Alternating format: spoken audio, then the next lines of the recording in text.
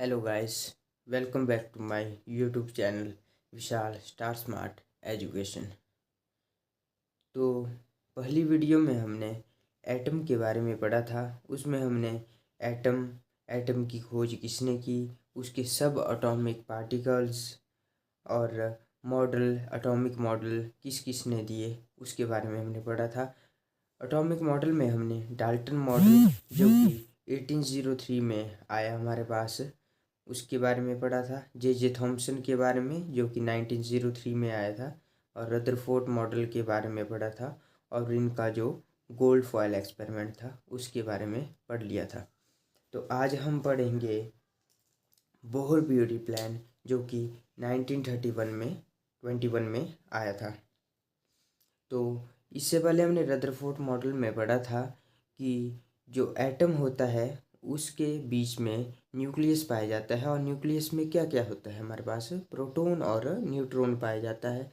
Proton के ऊपर positive charge होता है और न्यूट्रॉन के ऊपर कोई भी चार्ज नहीं पाया जाता है। और जो न्यूक्लियस के बाहर सेल्स होते हैं, सब सेल्स होते हैं, ऑर्बिटल्स होते हैं, उनमें क्या पाए जाते हैं, इलेक्ट्रॉन पाए जाते हैं।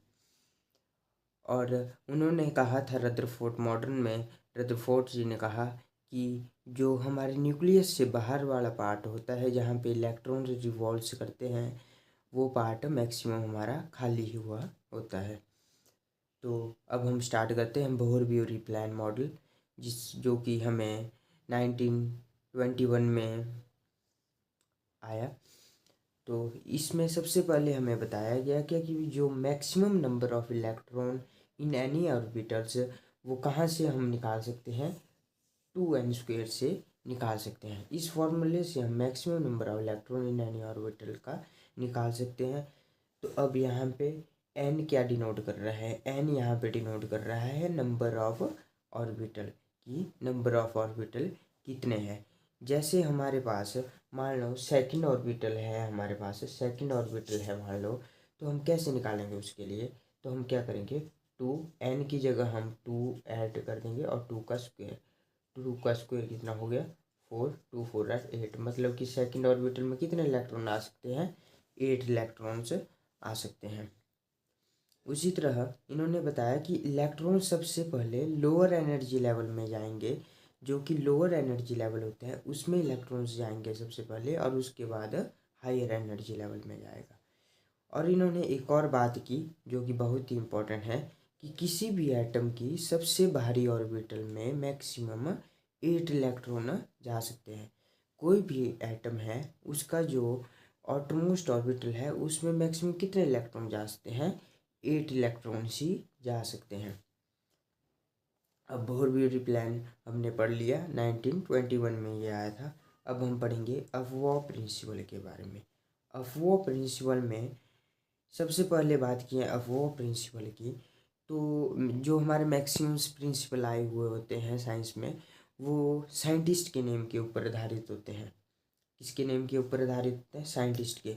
परंतु जो अफवाह प्रिंसिपल है वो साइंटिस्ट के नेम के ऊपर आधारित नहीं है, वो जर्मन भाषा का एक वर्ड है, जर्मन लैंग्वेज का एक वर्ड है, ठीक है, जिसका मतलब क्या होता है, उसका मतलब होता है कंस्ट्रक्शन। क्या मतलब होता है अफवाह का, अफवाह का मतलब होता है कंस्ट्रक्शन, ठीक है, कंस्ट्रक्शन इसका मतलब होता है।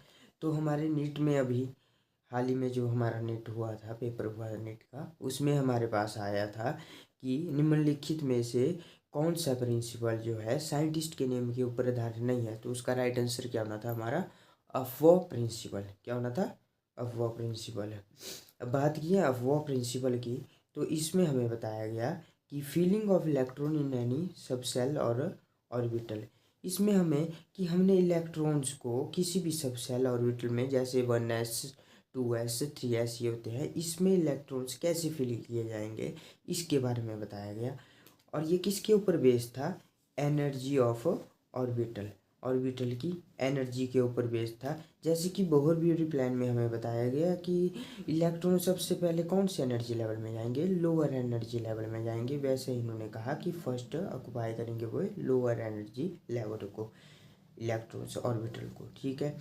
अब हमें कैसे पता चलेगा कि ऑर्बिटल, कोई भी ऑर्बिटल है, उसकी एनर्जी क्या है और क्या नहीं है?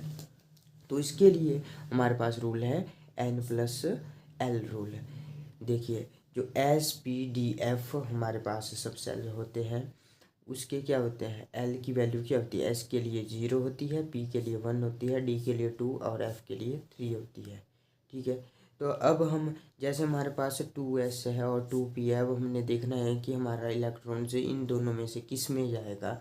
तो हमने पहले ही बात बोल दी कि वे लोअर एनर्जी लेवल में जाएगा। अब हमें कैसे पता चलेगा कि लोअर एनर्जी कैसे है? N+L की सहायता से। तो N क्या है? Number of orbital. तो कितने हैं? 2 हो गए। और जो हमारे पास L की वैल्यू है, S है यहाँ पे, तो S के लिए L की वैल्यू कितनी है? 0 है। तो 2 + 0 2, हमारे पास 2 आ गया। अब P के लिए बात की जाए तो N2 आ गया हमारे पास, और जो L की वैल्यू है वो कितनी है? 1 है। तो 1 डाल दी, 3 आ गया। तो इसमें से लोअर एनर्जी लेवल कौन सा हुआ? 2 वाला हुआ ना, 2S वाला। तो मतलब कि 2S में पहले इलेक्ट्रॉन्स जाएंगे। ठीक है, जै बाई चांस देखिए हमारे पास कभी कभी N+L की वैल्यू जो है सेम आ जाती है, तो हमने क्या करना है? तो हमने N की वैल्यू के अकॉर्डिंग ही, मतलब कि हमने N की वैल्यू को देखना है। N की वैल्यू जिसकी कम होगी उसमें इलेक्ट्रॉन्स जाएंगे। जैसे कि हमारे पास इसमें हम कौन सा एग्जांपल लेते हैं? जैसे 3S है हमारे पास और 2P है हमारे पास। ठीक है, 3S में क्या होगा? N+L। 3+L की वैल्यू तो 0 है, ओके। और 2 वाले में N+L क्या होगा? 2 + P की वैल्यू 1 होती है। तो दोनों में ही 3 आ गया, इसमें भी 3 आ गया। तो इसमें क्या, N+L की वैल्यू तो सेम आ गई। अब हमें पता नहीं चल रहा है कि किस में हम इलेक्ट्रॉन्स को सबसे पहले डालें। तो इसके लिए हम क्या देखेंगे? N की वैल्यू को देखेंगे। तो देखिए, इसमें N की वैल्यू क्या है? 3 है 3S वाले में, और P में 2 है। तो लोअर एनर्जी कौन सी हुई? जिसकी कम एनर्जी, कम N की वैल्यू है। तो कौन सा हुआ? 2P। मतलब कि इलेक्ट्रॉन सबसे पहले 2P में जाएंगे। लग गया पता आपको? अब हमने देखना है कि जो हमारे पास ऑर्डर होता है इनका, वो कैसे होता है। तो हमने क्या किया? हमने देखिए 1S लिख दिया, यहाँ पे 2S लिख दिया, 2P जो 2 सेम सेल के हैं उनको साथ में लिख दिया, 3S 3P 3D 4S वैसे। ठीक है, तो सबसे पहले हमने इसको काटा, इसको हमने लिख दिया 1S। वैसे ही हमने 2S को काटा, फिर हमने इसको काटा, हमने नीचे से चढ़ना है, रो वाइज जो आ रहे हैं हमें उसी को हमने काटना है। ठीक है, रो वाइज जो आ रहा है, तो हम क्या करें? 1S, सबसे पहले 1S आ गया, फिर क्या है? 2S आया, फिर उसके बाद क्या है? 2P आया। 2P के जो साथ में का 2 है वो कौन सा है? 3S आया। वैसे ही 3P 4S 3D 4P 4S। ठीक है, लग गया आपको इतना पता? अभी इसके बाद क्या है हमारे पास? इसके बाद है हमारे पास, देखिए जैसे हमारे पास अब हमने देखना है कि हमने, जैसे एटॉमिक नंबर है, आयरन का एटॉमिक नंबर है हमारे पास Fe का 26 है। ठीक है, तो हमने इसे कैसे बनना है? देखिए, S में कितने मैक्सिमम इलेक्ट्रॉन आ सकते हैं? 2 इलेक्ट्रॉन्स आ सकते हैं। P में कितने आ सकते हैं? 6 आ सकते हैं। D में कितने आ सकते हैं? 10 आ सकते हैं। और F में कितने आ सकते हैं? 14 आ सकते हैं। तो हम कैसे बनेंगे? ऑर्डर हमें पता चल पड़ा पीछे कि हमने कैसे ऑर्डर को रखना है। तो सबसे पहले 2 इलेक्ट्रॉन्स आ गए 1S में, फिर उसके बाद हमारा ऑर्डर में कौन सा आया? 2S आया, तो 2S में 2 इलेक्ट्रॉन्स आ गए। 2P में, P में मैंने बताया 6 इलेक्ट्रॉन्स होते हैं। उसके बाद ऑर्डर में कौन सा आता है? 2P आता है, तो 2P में 6 इलेक्ट्रॉन्स आ गए। उसके बाद ऑर्डर में आता है 3S में 2 इलेक्ट्रॉन्स, वैसे ये आगे हो गया।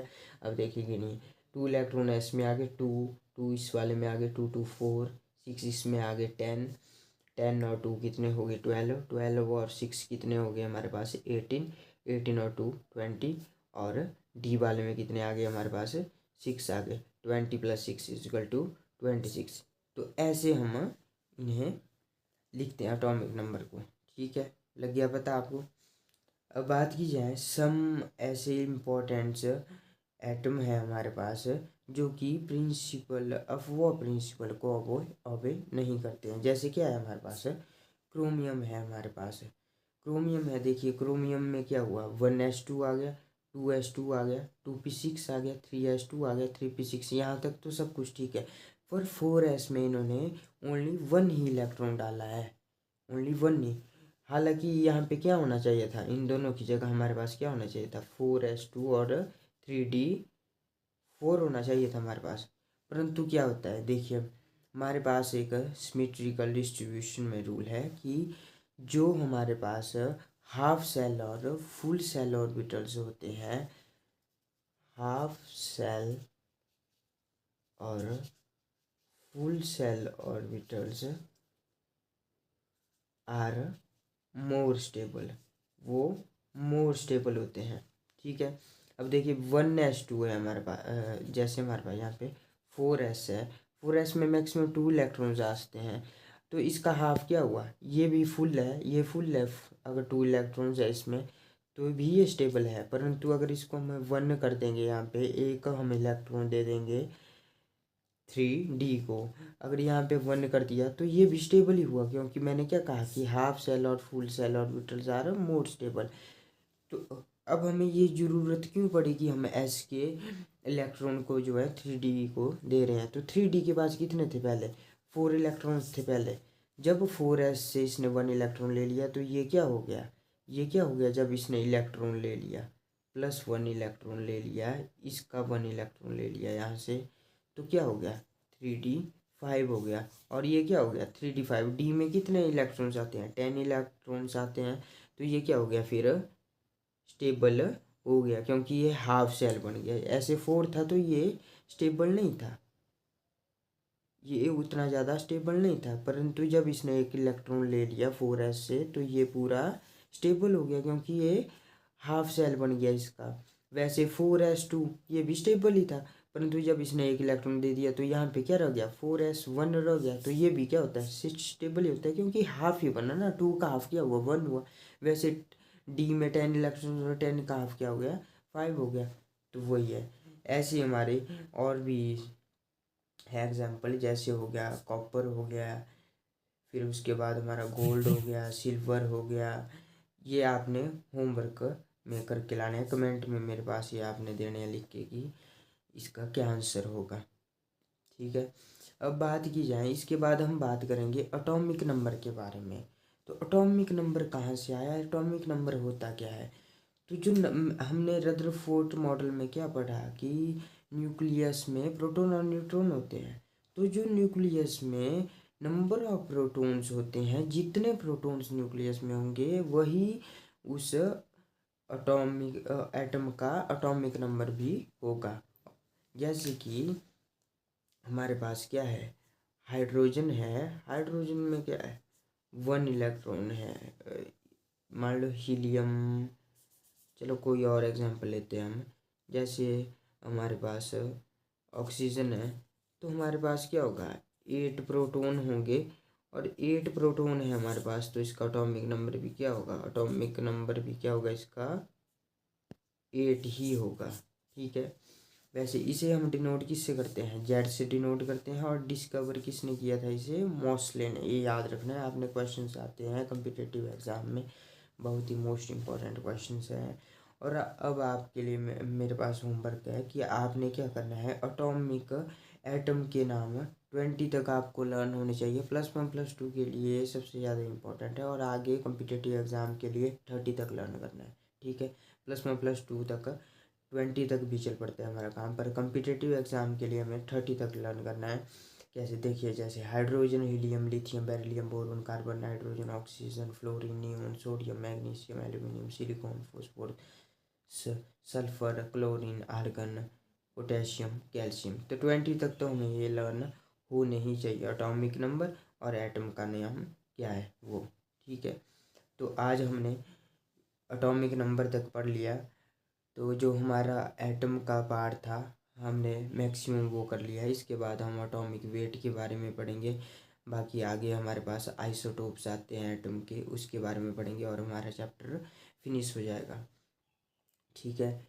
बाकी वीडियो क्वालिटी अगर अच्छी नहीं आ रही हो तो कुछ दिनों बाद हमारे पास यहाँ पे स्मार्ट बोर्ड लग जाएगा, और उसके थ्रू ही हम स्टडी करेंगे। तो फ़िलहाल के लिए तो आप भी एडजस्ट करिए और हम तो कर ही रहे हैं एडजस्ट। Thank you. और इसकी जो फर्स्ट पार्ट है उसके मैं डिस्क्रिप्शन बॉक्स में आपको लिंक दे दूंगा, वहाँ से आप फर्स्ट पार्ट देख लें और उसी के बाद सेकंड पार्ट देखें। बाकी कोई भी अगर परेशानी आ रही है तो आप मुझे कमेंट में बता सकते हैं, और किसी स्पेसिफिक टॉपिक पे आप चाहते हो कि मैं वीडियो बनाऊं तो उसको भी आप कमेंट में लिखिए, और ज़्यादा से ज़्यादा शेयर कीजिए वीडियोस को। इससे क्या होता है, हमें मोटिवेशन मिलती है और वीडियोस बनाने की। अगर आप शेयर